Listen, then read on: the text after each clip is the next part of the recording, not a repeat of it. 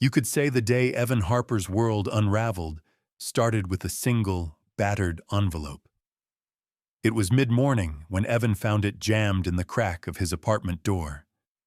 The city was just waking up, horns blaring on the street below, but Evan barely heard them. His hands trembled as he read the return address: Harper Ranch, Redwood Valley, California. The name alone, his late uncle's scrawl, felt like a message from another lifetime. Evan was a man marked by scars you couldn't see. Once he'd run toward danger, a firefighter, a decorated army medic, a husband and father. But war and wildfire had carved pieces out of him. PTSD was a quiet, ruthless predator. His wife's death in a California blaze had nearly finished him. Only Mason, his 10-year-old son, kept him upright. And even then, there were days Evan felt as though he was barely holding on. Now, that thin envelope might be all that kept a roof over their heads. He was 3 weeks behind on rent. The landlord's threats grew more urgent every day. Mason's shoes had holes, their fridge mostly empty, only Thunder, the rescued Mustang Evan had saved from a slaughter auction 2 years ago, seemed immune to the shadows dogging their footsteps. Thunder was wild-born, all muscle and restless energy, but around Mason he became gentle as a lamb. In a city where both man and horse felt like exiles, Thunder was family. Evan tore the envelope open with the nervous hope of a drowning man grabbing a rope.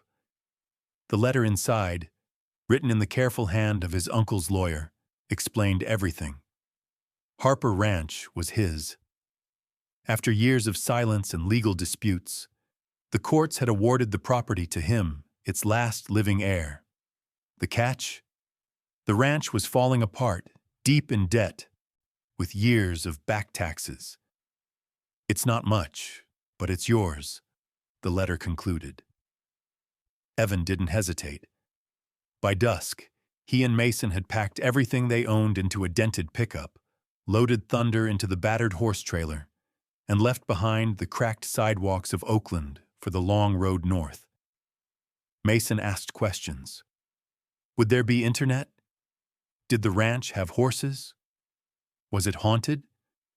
But Evan could only promise him a fresh start, a promise he barely believed himself. They reached Redwood Valley just as the sky turned the color of old bruises. Harper Ranch waited at the end of a winding gravel drive, choked with weeds, its fencing collapsed, the barn slouching under its own weight. The farmhouse's windows glimmered like watchful eyes in the gathering dusk. A handful of locals watched them arrive from behind their own gates, curious, wary. Some, Evan noticed, turned away the moment he met their eyes. Small towns had long memories. He hadn't set foot here since his teens, and already he felt like an intruder. Worse was the feeling that followed at the general store the next morning. He caught the whispered words. "That's Evan Harper, the crazy vet. Didn't his wife die in the fires? Poor boy, dragged all the way out here." But the deepest cut came later that afternoon, in the parking lot, when a black SUV blocked his way. The window rolled down. Preston Ward, his late wife's father, leaned out, all crisp suit and cold smile. "I see you finally crawled out of your hole, Evan. This town hasn't forgotten your mistakes. Neither have we. You won't last a month here. And don't think for a second you'll keep Mason." The Wards were wealthy, powerful, owners of half the valley's vineyards, contributors to every political campaign. Evan's marriage to their daughter had always been a scandal. Now, as a widower with no job and a pile of bills, he was little more than an embarrassment they'd rather erase. That night, Evan lay awake in a sleeping bag on the floor. Mason curled beside Thunder in the empty barn. Every corner of the house groaned with neglect. Wind rattled the warped windows, Evan took stock. The fields were a tangle of foxtails and dead rye. The barn roof leaked. The water pipes coughed rust. Worst of all, his savings were nearly gone. There was just enough to keep the lights on for a month, maybe 2 if he stretched. Evan felt the old panic gnaw at his gut. What would happen to Mason if he failed? Where would they go if this last gamble fell apart? Yet, in the early morning, as a thin fog lifted off the fields and sunlight painted gold across the valley, Thunder trotted up to the gate, nostrils flaring, ears pricked toward Evan and Mason. The Mustang's presence was like a promise, wild, unbroken, refusing to surrender. Mason grinned for the first time in weeks, running to Thunder's side, fingers tangled in the horse's thick mane. Evan watched, hope flickering in his chest. Maybe, just maybe, this battered ranch could become their home. Maybe here, among ghosts and grudges, they could start again.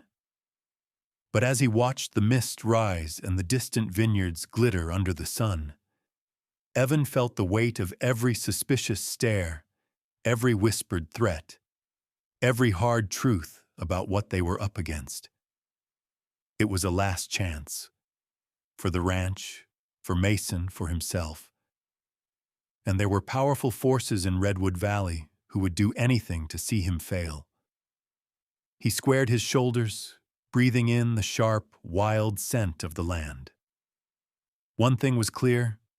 If Harper Ranch was going to be saved, Evan would have to fight for it with everything he had left. And he had to believe that somewhere beneath the rot and ruin, hope was waiting to be unearthed. Nights on the ranch were colder than Evan remembered, even in late spring. The old house creaked with every gust of wind, as if restless ghosts prowled the crooked hallways.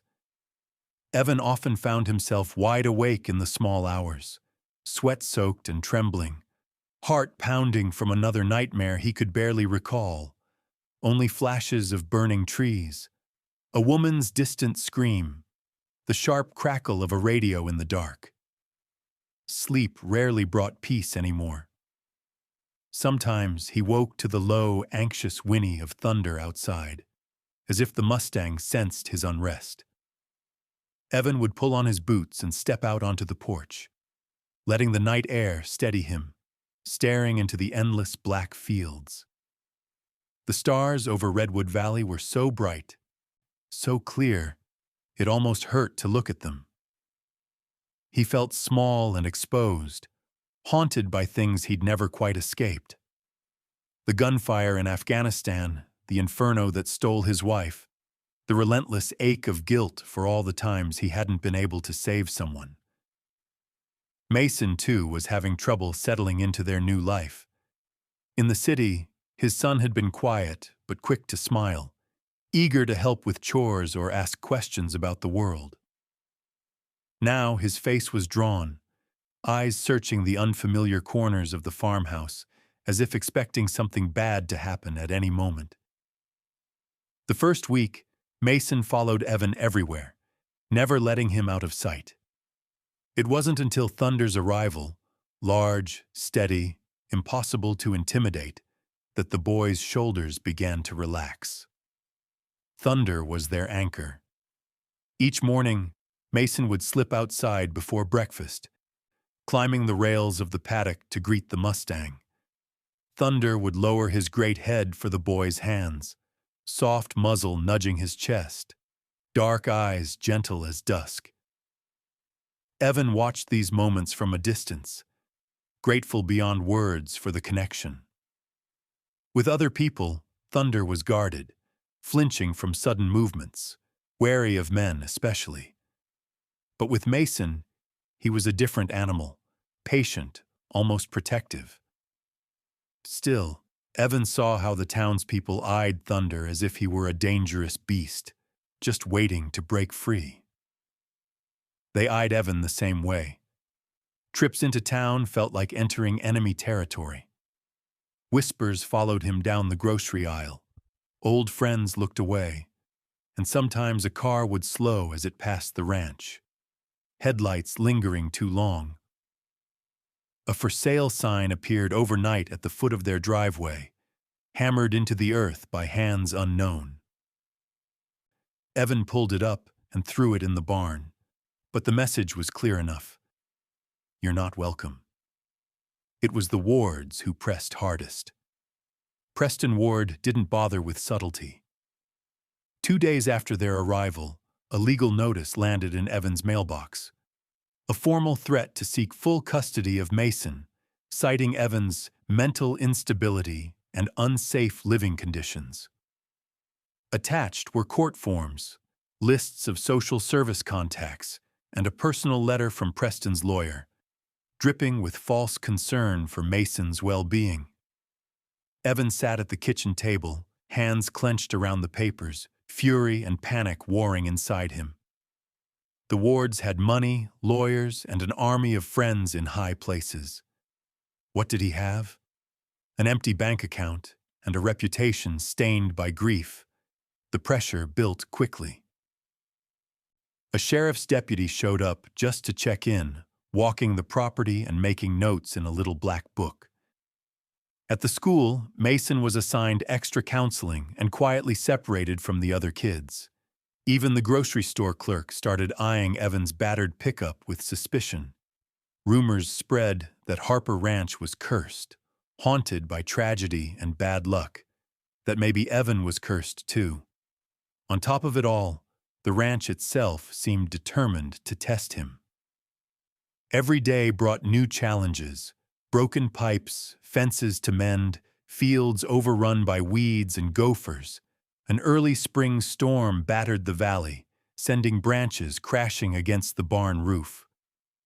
Late one night, Evan heard the panicked scream of a horse and rushed outside to find Thunder rearing in his paddock, nostrils flared at shadows only he could see.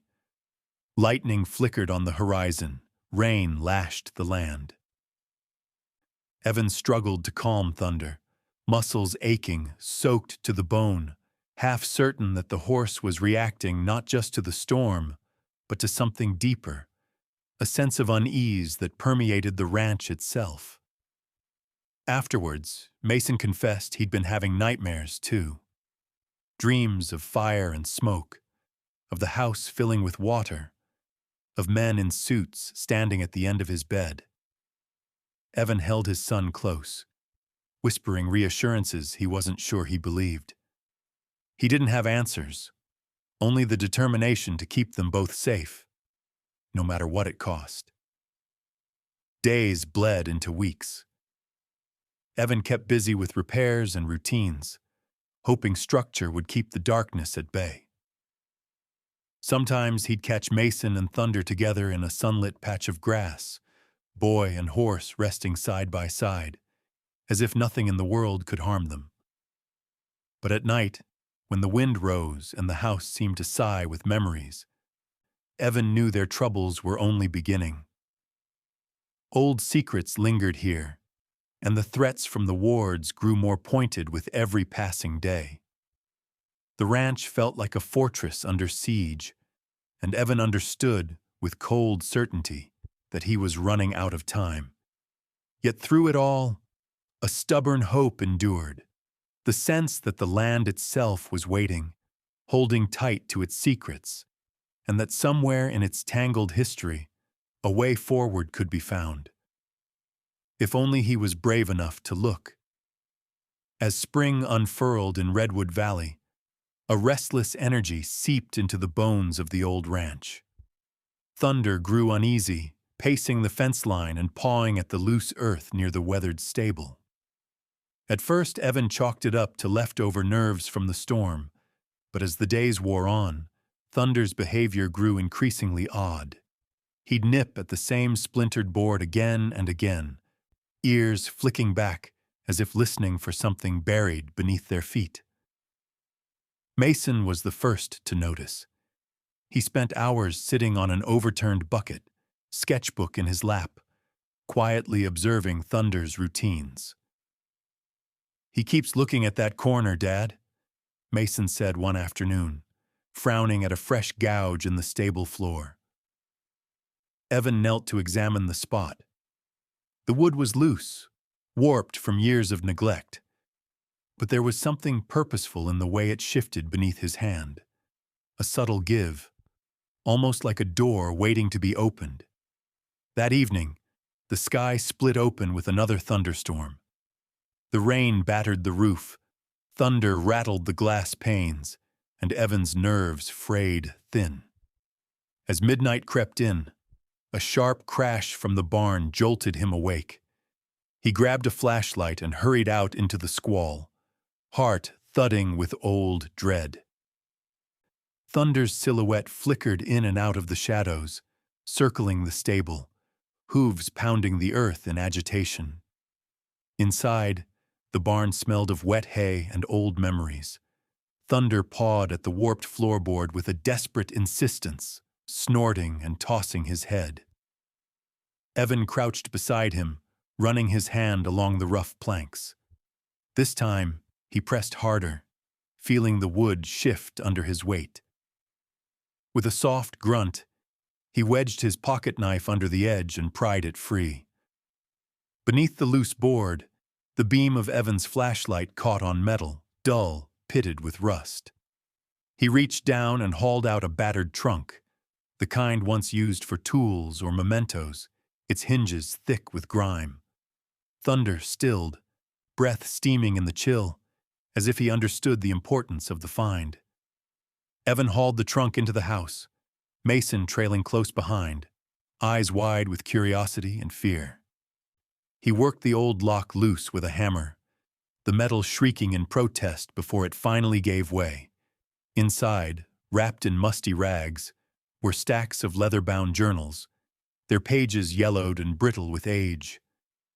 There were sketches and diagrams, some so detailed they looked almost like blueprints for a machine. The writing was unmistakable, his uncle's looping script, careful and precise, the letters crammed edge to edge. Among the journals, Evan found a smaller box containing bits of copper and steel, coiled wires, and lengths of webbing that smelled faintly of smoke. A folded sheet of parchment revealed the purpose. It was a prototype rescue harness, designed to lift people or animals to safety during wildfires or floods. The blueprints showed a harness that could be fitted to a horse, allowing it to haul heavy loads or guide people out of burning terrain. Notes in the margins detailed improvements, failures, and a running tally of supply costs. Evan's hands trembled as he read. His uncle had always been a tinkerer, building contraptions out of whatever scrap he could find. But this was more than a hobby. This was a rescue tool, something revolutionary ahead of its time. One entry, dated nearly 30 years prior, described the first successful use of the harness to save livestock from a wildfire near the southern border of the valley. Another entry spoke of an attempt to patent the design, followed by terse notes about lawyers, delays, and Preston's interference. Evan's breath caught. Preston Ward, his father-in-law, had made his fortune selling emergency response equipment that looked suspiciously similar to the harness sketched on these pages. Was it possible that Preston had stolen the idea? That he'd built an empire on Evan's uncle's innovation and erased his name from the history books? The weight of the truth pressed down on Evan. No wonder the Wards had fought so hard to keep him out, to drive him off the land. The journals and blueprints were more than just family history. They were evidence of betrayal, a key to unraveling the tangled web that bound the valley's most powerful family to the legacy of Harper Ranch. For days, Evan pored over the documents, cross-referencing names and dates, assembling the pieces of a story long buried. Mason watched quietly, sensing the shift in his father's mood, a mixture of anger, resolve, and hope. Thunder seemed calmer now, grazing contentedly outside the barn as if he too felt the burden lift. But questions gnawed at Evan's mind. If the harness truly was the original, what happened to his uncle's attempts at justice? Why had he hidden the journals and prototype instead of going public? Had someone threatened him? Or worse, Evan realized the stakes had grown higher than he'd imagined. The Wards weren't just after the land or Mason. They were desperate to protect secrets that could bring their empire down. The discovery in the stable was only the beginning. To reclaim his uncle's stolen legacy, Evan would have to fight for more than a ranch. He would have to battle the very shadows that had driven his family to the edge of ruin. The rain eased, and for the first time in weeks, sunlight crept across the valley, lighting up the battered barn and the figure of Thunder standing sentinel at the gate. Evan felt a flicker of hope, hard, bright, and unyielding. The past was coming to light, and with it, a chance for justice long denied. Days blurred into each other as Evan immersed himself in the journals. Each brittle page seemed to breathe with the voice of his late uncle, sharp, frustrated, but always persistent. The journals laid out a map of years spent designing, improving, and testing the wildfire rescue harness. There were sketches of alternate mechanisms, notes about failed prototypes, and detailed accounts of long nights spent welding by lantern light while storms battered the hills outside. Evan read about lost animals, about close calls, about the hope that this invention could change the fate of anyone trapped in disaster. Yet, as he turned page after page, a pattern emerged, a shadow threading through the entries, marked by names and dates that matched local headlines. Several entries hinted at meetings with business partners, excited investors, and most ominously, Preston Ward's name recurring with growing frequency. At first, the tone was optimistic, even grateful for Ward's connections in the emergency response industry. Then the entries soured, betrayal, lost patents, threats, and the growing suspicion that something had been stolen from under the Harper family's nose. Evan pieced together the timeline as carefully as a detective reconstructing a cold case. It became painfully clear that his uncle's harness wasn't just a clever piece of engineering. It had been a revolution in the making, one that never saw the light of day because it had been stolen. The invention's disappearance coincided almost exactly with the explosive growth of Preston Ward's company.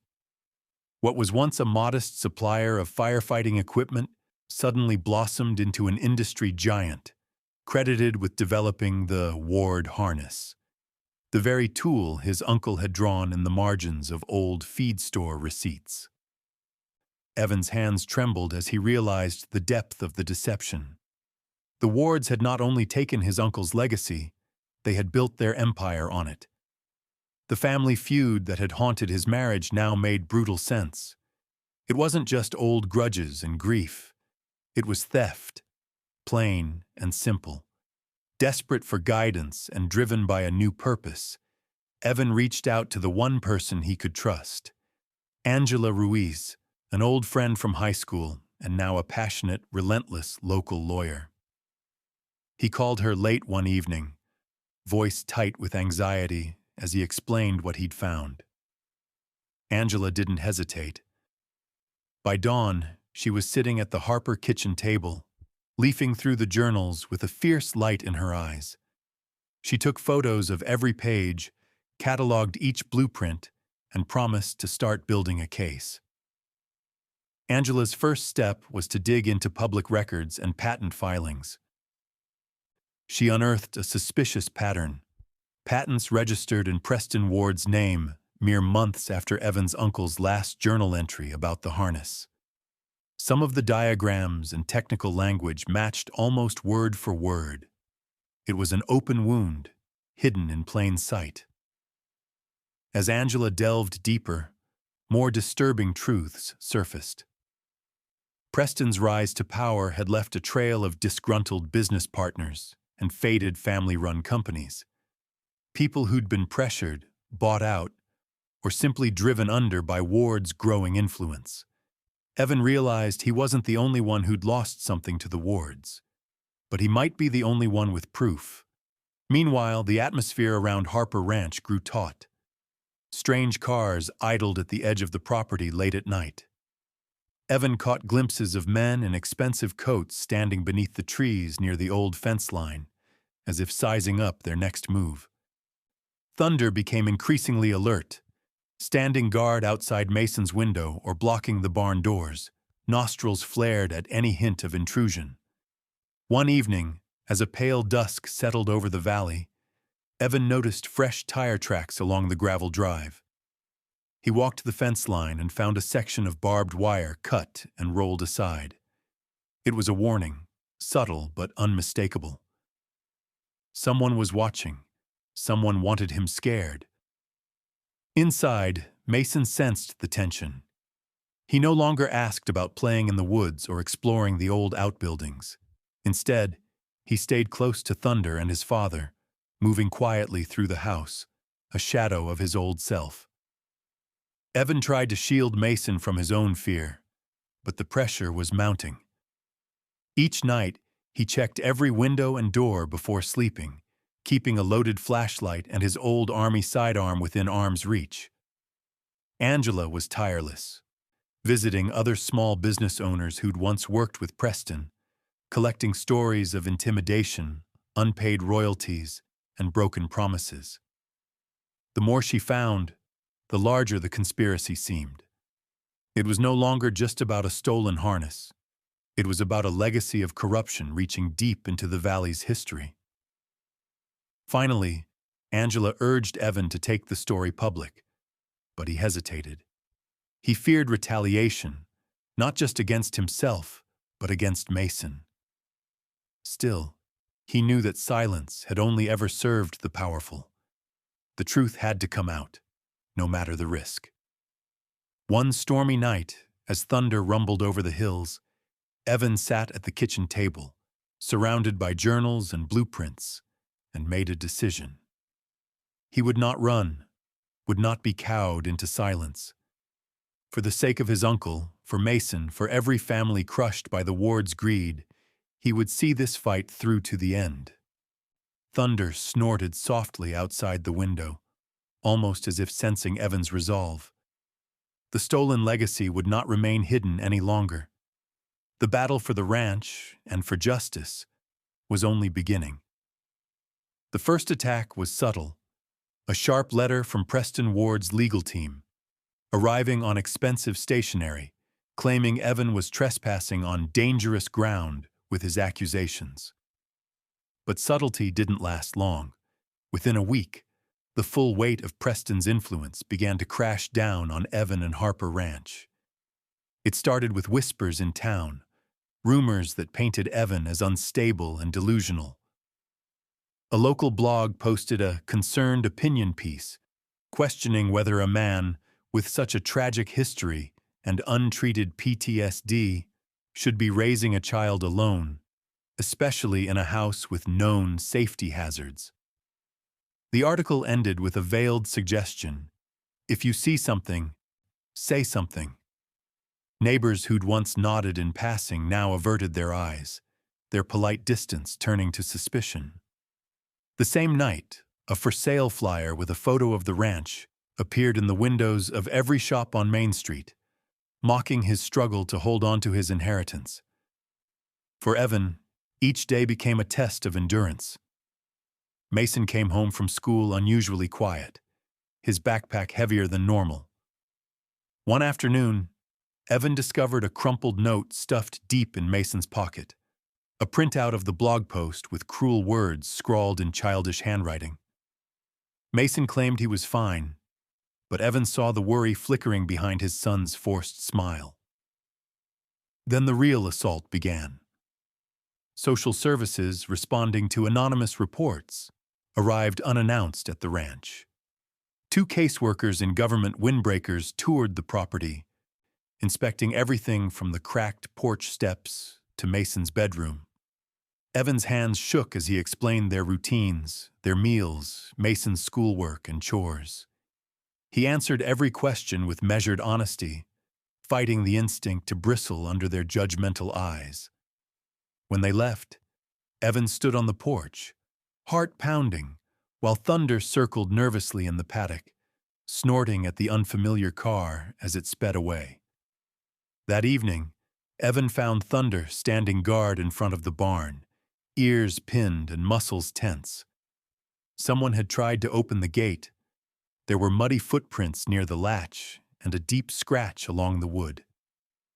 It was a reminder. The battle wasn't only legal or social. The intimidation was physical, close to home.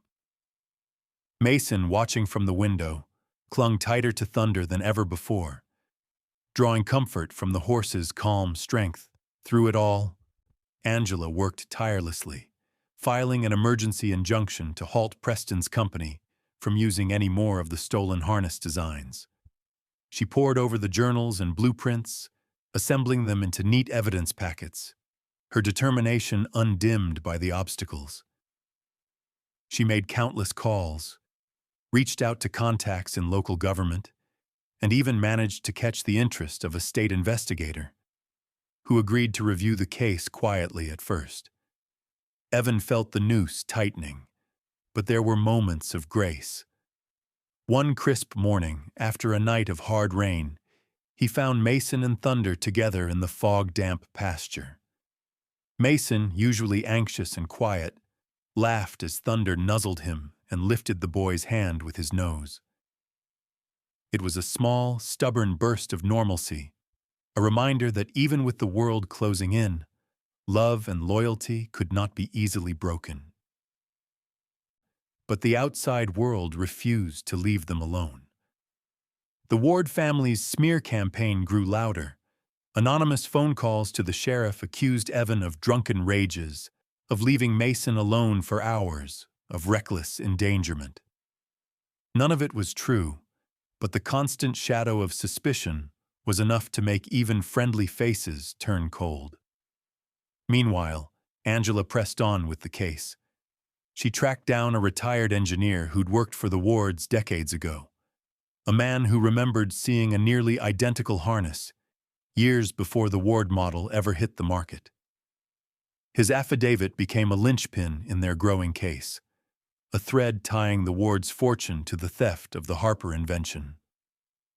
As tensions mounted, the isolation of the ranch became both a curse and a blessing. It was easy to feel besieged, but Evan also found a fierce pride awakening in him.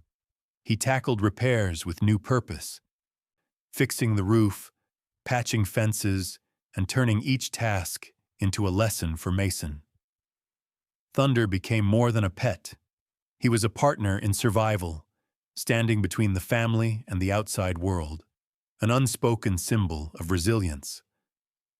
One stormy evening, as the sun set blood-red behind the hills, Evan stood in the barn, hands raw from work, and looked at Mason and Thunder framed against the fading light. The sight filled him with something like hope. No matter how relentless the attacks, he still had his son, his horse, and the memory of all those who'd fought and dreamed before him. It would take more than rumors and threats to drive them off this land. The Wards might own the valley, but Evan was learning to reclaim his own story, page by page, day by day. The battle had begun, but so had a stubborn, unyielding resistance, and in the quiet between storms, Evan allowed himself to believe that justice, however distant, was possible, if only he kept fighting. Redwood Valley was changing. The once quiet town, where neighbors used to wave from dusty pickup trucks and children ran loose down Main Street, was now fractured by suspicion and rumor. Evan felt it everywhere he went. Some people offered a tight-lipped nod, their loyalty to the Harper name evident in the way they pressed a carton of eggs into his hand at the market, or slipped an extra loaf of bread into Mason's backpack without a word. Others gave him wide berth, their stares sharp as thorns, convinced by Preston Ward's campaign of fear and slander. Divisions widened. A small crowd gathered outside the school on Friday afternoons, some families openly whispering when Mason passed by, clutching their own children close as if tragedy or madness might be contagious. There were those who remembered Evan's uncle with respect, folks whose barns had been saved by the old man's ingenuity, who'd eaten at the Harper's table or shared stories over the fence. But there were more who owed their jobs, mortgages, or sense of safety to the Ward Empire, and those people began to close ranks, ignoring Evan's wave, refusing his business at their stores, pretending not to see Mason on the playground. Even the land itself seemed to sense the growing tension. Coyotes grew bolder, slipping through the fences at night. The wind tore strips from the sagging barn roof, scattering them across the fields like warning flags. Evan patched what he could, but every hammer blow echoed with frustration. It felt as if the ranch was trying to hold on against forces determined to swallow it whole. Then the threats moved closer. It started with a broken window in the old chicken coop, glass glinting like ice in the dawn grass. Evan fixed it, chalking it up to a stray rock or wild animal. But the next night, he found the barn doors hanging open, hinges wrenched nearly off. The feed bins had been ransacked, bags slashed, oats spilling across the floor. Thunder was wild-eyed and anxious, pacing in his stall until Mason's voice calmed him. The message was clear. Someone wanted Evan to be afraid, to know he was being watched. That evening, as rain hammered the tin roof, Evan found Mason crouched in the hayloft, hugging Thunder's neck. The boy's eyes were red, but he refused to leave Thunder's side. Evan sat with them until the storm passed, the three of them listening to the low rumble of thunder and the soft snort of the Mustang as the world outside threatened to unravel. The next incident was more dangerous. Mason, carrying a pail of water to the trough, didn't notice the shadow slipping between the trees. Thunder did. The Mustang pinned his ears, let out a shrill, piercing cry, and charged the fence line.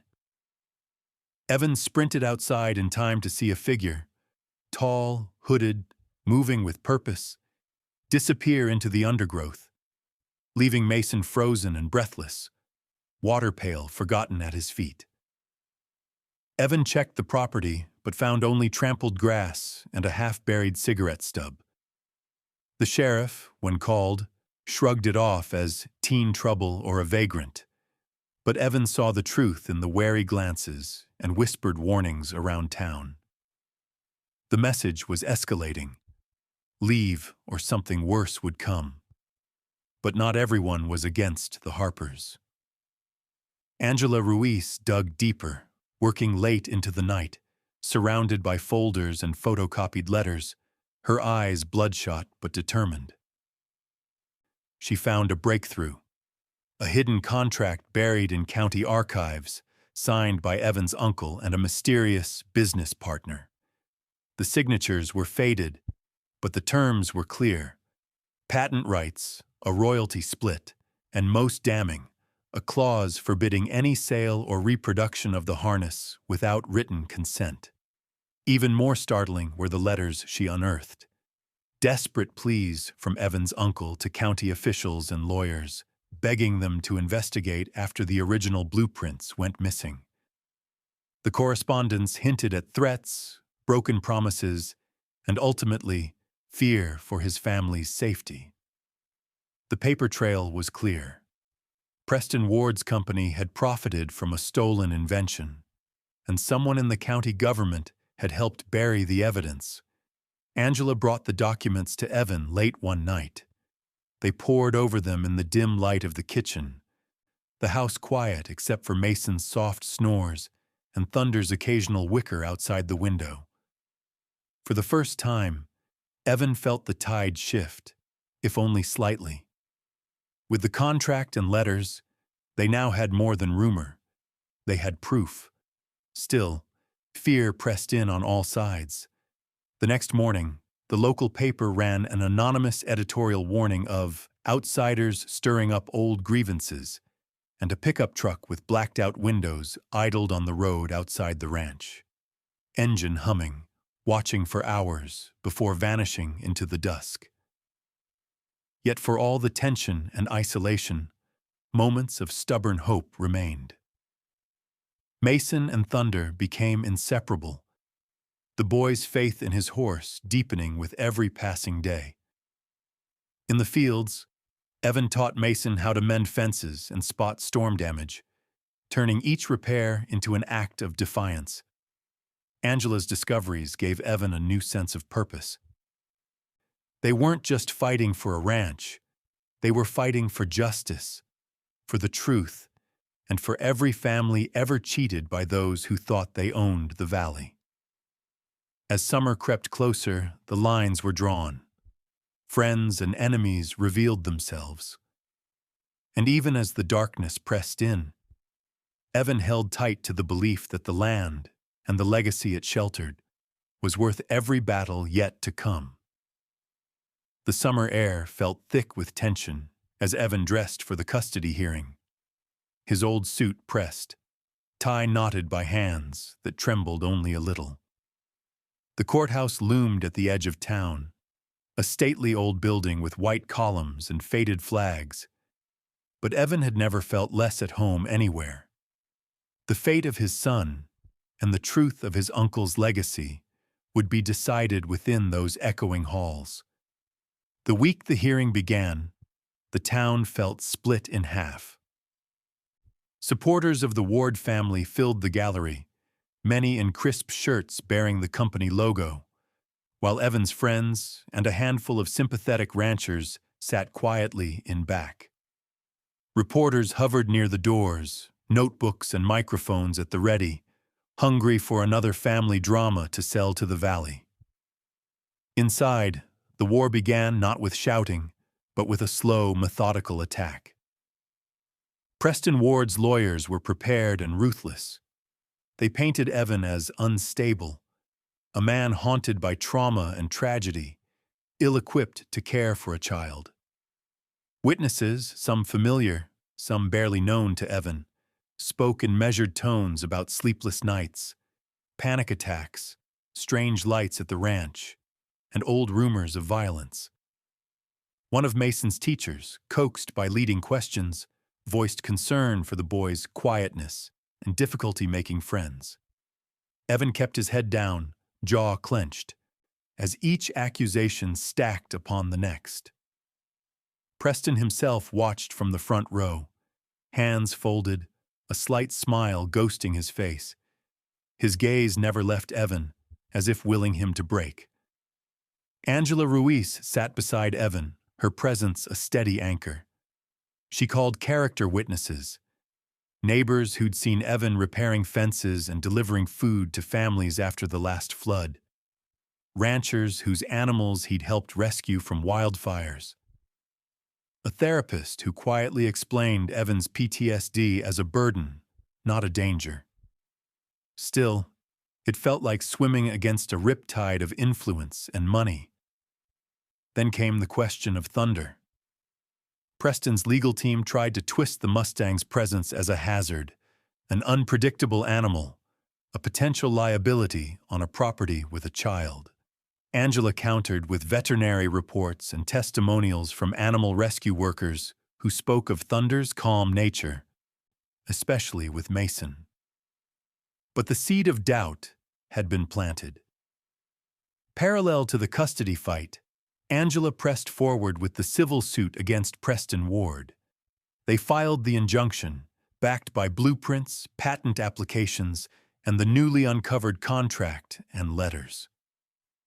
The judge agreed to hear arguments the following day, a rare convergence of cases, the two battles entwined like thorny vines. In the civil court session, Angela's voice rang clear as she presented the evidence. Journals full of invention, dated sketches that matched Ward blueprints year for year, and the contract signed in the county archives. She recounted the tangled trail of missing patents, business intimidation, and official indifference. Evan watched Preston's lawyers try to downplay or dismiss each piece, their confidence waning with every new revelation. The tension peaked when Angela called Mason to testify, just for the custody portion, and only for a few minutes, as the law allowed. Mason entered the courtroom with his head high, his small hand gripping Thunder's worn lead rope for comfort. His voice was soft, but steady, as he told the judge about his daily life on the ranch, his chores, and his love for Thunder. He spoke of the bad dreams and the good days, of how his dad always checked his homework, taught him to fix things, and kept him safe when storms or strangers frightened him. He described how Thunder stayed by his side, like a best friend who knows when you're sad. The judge watched Mason closely, asking questions gently, seeking the truth behind the words. For a moment, all the noise and bitterness in the room faded, replaced by the unvarnished honesty of a child who wanted only to stay with his father and his horse. When Mason returned to his seat, Evan let out a breath he didn't know he'd been holding. There was a hush in the courtroom, a shared recognition that beneath the legal maneuvers and generational feuds, the stakes were heartbreakingly human. That night, Evan sat with Angela on the farmhouse porch, the ranch silent but for the crickets and the distant whinny of thunder. Angela reviewed their chances, laying out possible outcomes in measured, careful words. But Evan knew the fight was not just for himself anymore. It was for Mason, for his uncle's memory, for every small family threatened by bigger, louder forces.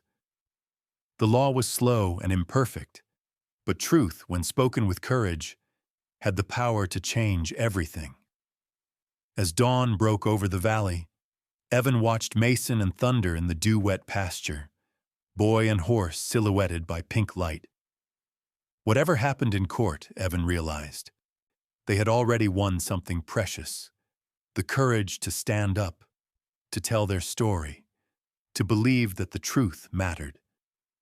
The final verdict was still uncertain, but the war for Harper Ranch, and for what was right, was now out in the open, and the world was watching.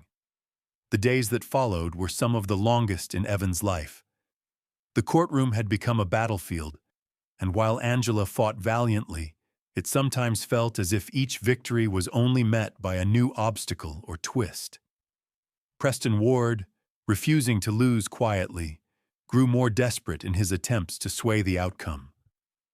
Rumors spread faster than summer fire. Evan was unstable, a danger to himself and his son, a liar grasping for lost glory. The local paper printed anonymous letters condemning the Harpers, and the ranch was egged late one night.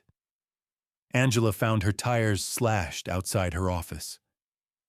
Mason was followed home from school by a pair of older boys in Ward construction jackets, and Thunder stood guard near the driveway, nostrils flaring, muscles taut with warning.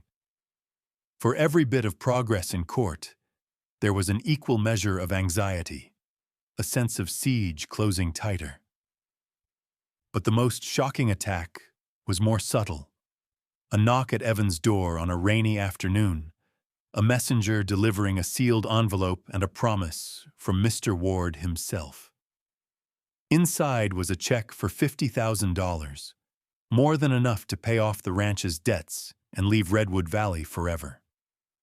There was also a typed note: "End this fight and give Mason a chance at a better life. Walk away." The message was unmistakable: money for silence, and if not, worse would come. Evan stared at the check until his hands began to shake. Pride and rage warred with exhaustion and worry for Mason. Part of him wanted to accept, to grab the money and run far away from these endless battles and the ghosts of the valley. But another part remembered the look on Mason's face, the sound of Thunder's whinny in the darkness, The memory of his uncle hunched over his inventions, never giving up even when the world turned its back. In that moment, Evan tore the check in half, letting the pieces fall into the mud. Angela was livid, but not surprised. She warned Evan to be careful, that men like Preston Ward rarely accepted defeat gracefully. That night, Evan barely slept, listening to every groan of the old house, every creak of the wind, Thunder's quiet footsteps pacing outside. The weight of the battle bore down on him until he felt almost crushed. He began to fear he was losing not just the ranch, but his own sanity.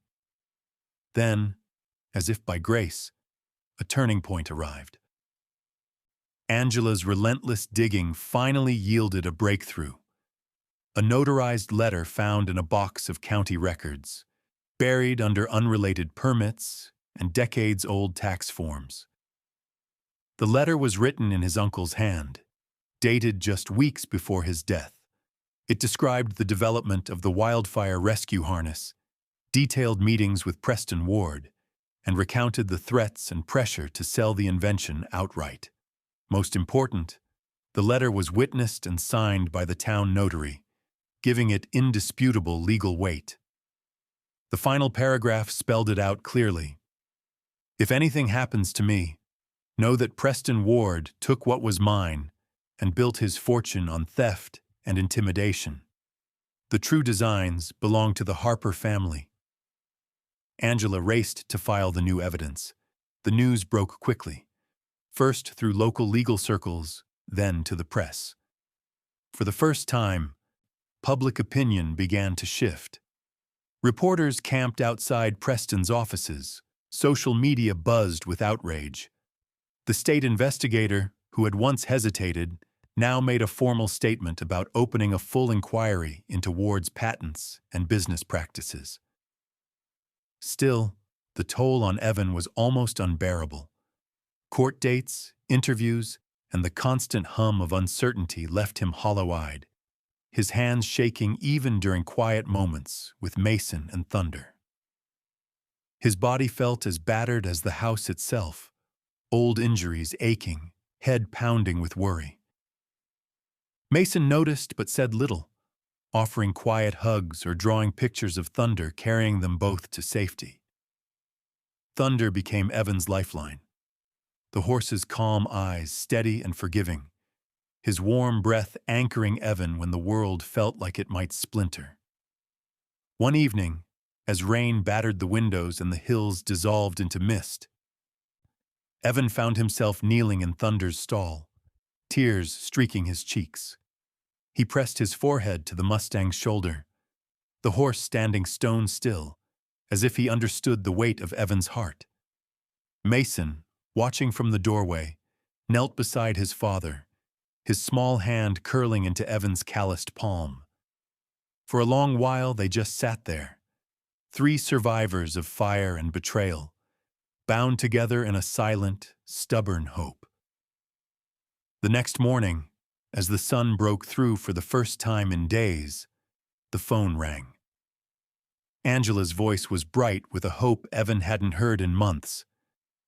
"It's happening," she said. "The judge will rule soon, and the state's coming after Preston. Hold on just a little longer." As the world closed in on Preston Ward and the truth burst into the open, Evan realized that the fight was almost over, not because he had outlasted his enemies, but because, through everything, he had refused to surrender who he was. With Mason and Thunder by his side, he would see this battle through, no matter what the final verdict would bring. The courthouse was alive with tension the morning the verdict was read.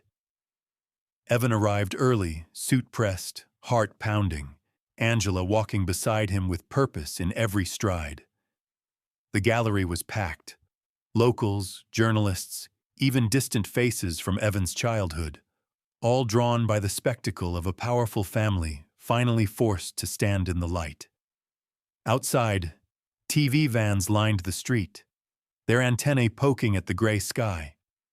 Mason clung to Evan's hand as they slipped through the crowd. Thunder's lucky horseshoe tied to Mason's belt. Evan squeezed his son's fingers, silently promising that no matter the outcome, he would never let go. Angela handed Evan the notarized letter one last time. Its folded edges soft from so many hands and so much hope. It was more than evidence. It was the heartbeat of a family reclaimed. The judge entered, face grave, eyes flicking between the two families. The courtroom hushed as he recounted the weeks of testimony, the paper trail of invention and betrayal, the harassment and the resilience shown by Evan and Mason.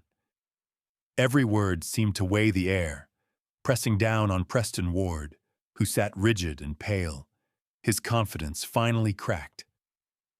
Then, with deliberate calm, the judge delivered his ruling. Full custody of Mason would remain with Evan, the court citing the strength, stability, and love shown between father and son. A ripple of relief passed through the room. Evan's knees almost buckled as the weight lifted, replaced by something close to gratitude. But the judgment did not end there.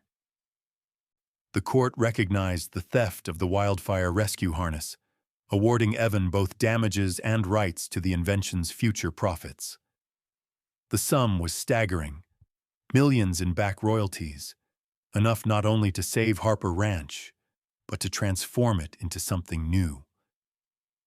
More than that, the verdict made public what the Wards had hidden for decades, their empire built on stolen dreams and silent suffering. Preston Ward stood as the judge finished, his face flushed, jaw tight. Reporters surged, cameras flashing.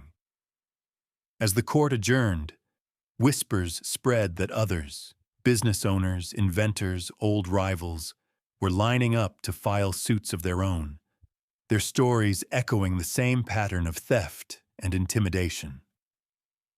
Preston's lawyers retreated, their phones already ringing with the first hints of scandal. By nightfall, news had broken statewide. The Ward's fortune was crumbling, their reputation in ruins. Evan stepped outside, blinking against the sudden sun. Angela hugged him tight, Mason wedged between them, Thunder's lucky shoe still clutched in his small fist. All around, people gathered, friends, old neighbors, even a few who doubted him. Some offered handshakes, others simply smiled, but there was something different in their eyes. Respect and a recognition of wounds now laid bare. As they drove home, Mason watched the fields slide past, his eyes wide and quiet. For the first time in months, the tension was gone from his shoulders.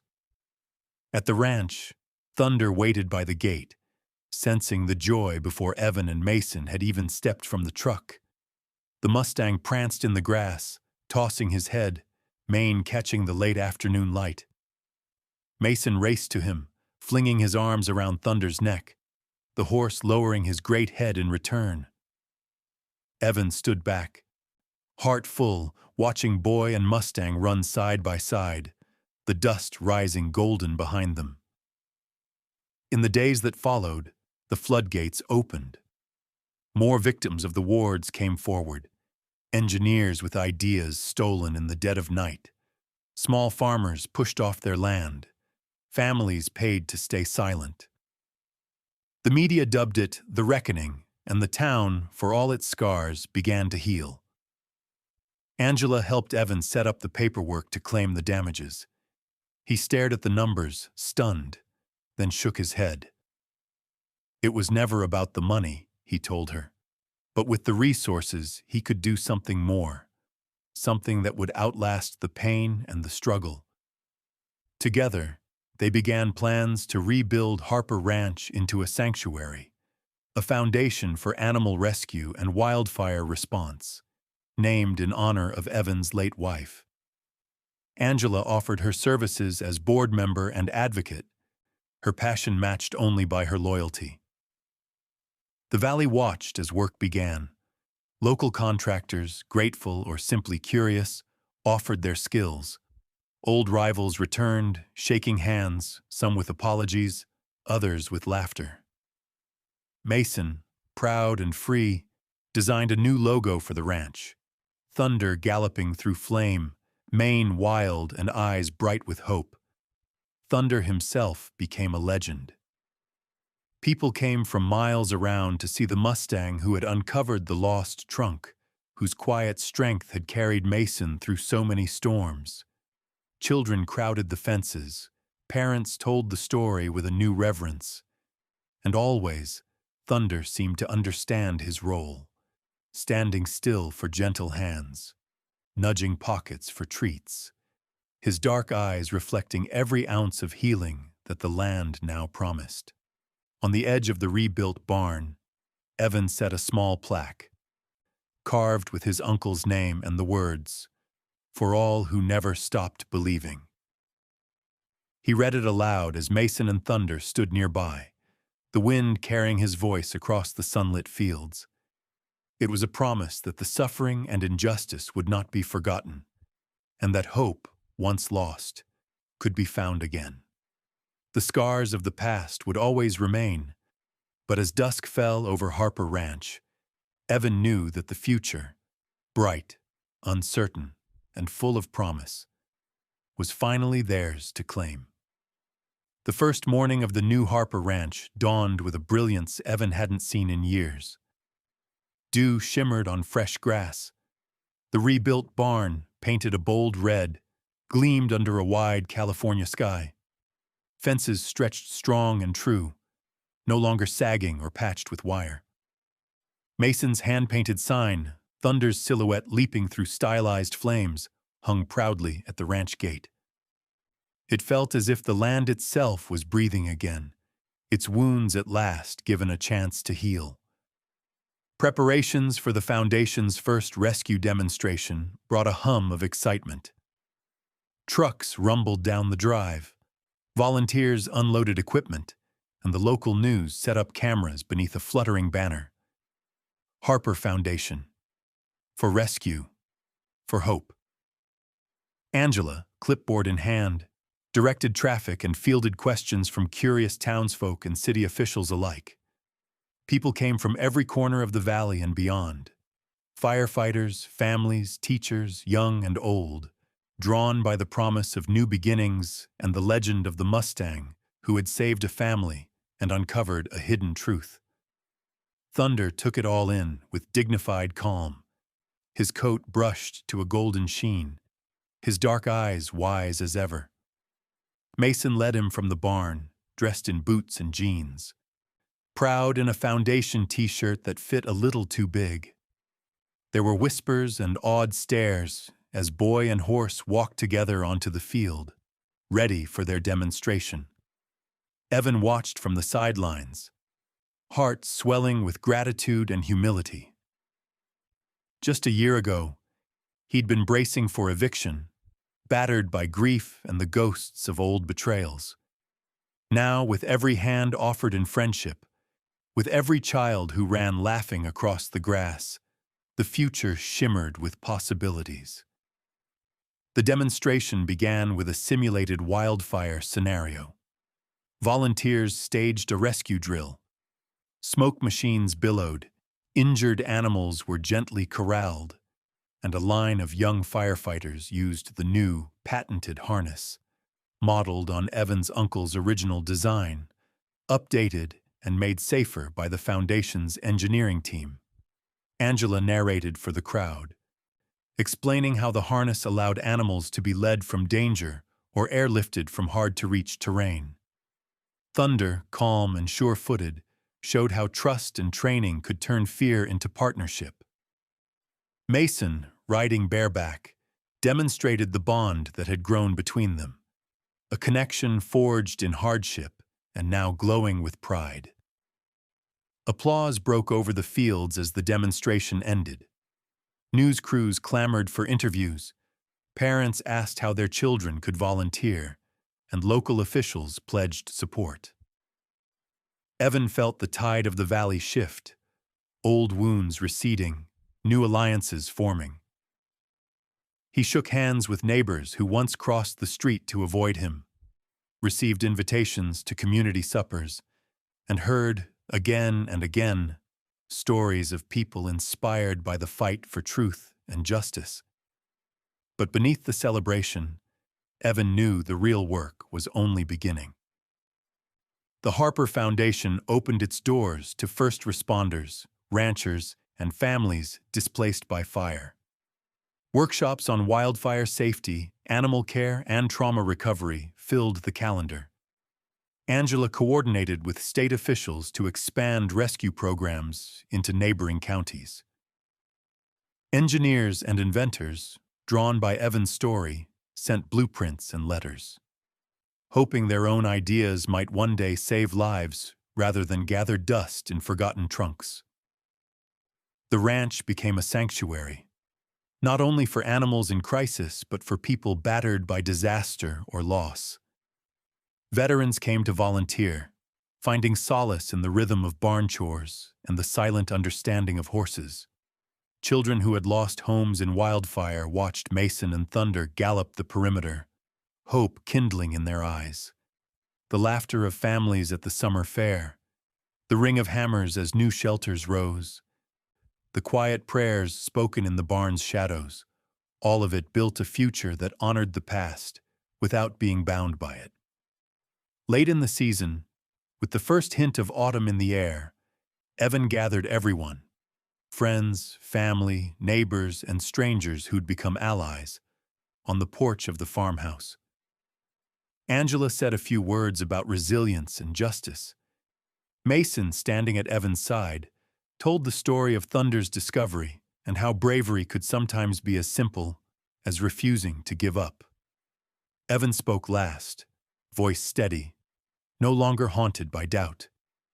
He thanked the valley for believing and promised that Harper Ranch would always be a place of second chances, a living memorial to those who came before and those yet to come. As the sun dipped behind the western hills, Mason climbed onto Thunder's back.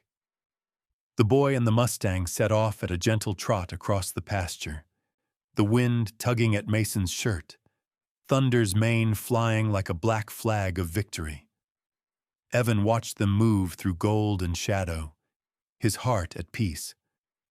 In that moment, he understood the true legacy of Harper Ranch. It was more than land or money or even justice. It was hope reborn, a new dawn rising from the ashes. And as long as the fields stretched wide and the Mustangs ran free, Evan knew their story would live on, inspiring others to stand up, to fight for what's right, and to trust, always, in the healing power of love and home.